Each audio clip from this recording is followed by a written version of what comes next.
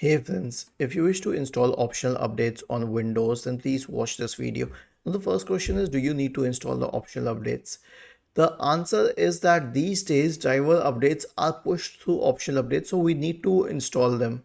Okay, so these are not security updates, they are not critical. It's not that your system will crash or be in a security issue if you don't install them, but it is still recommended. So here's what you can do. Right click on the start button and select settings from the menu. Go to the Windows Update tab, select advanced options, select optional updates. If any updates are available here, then you can install them. Now, if it's a cumulative update, I'll just tell you what I do in my case.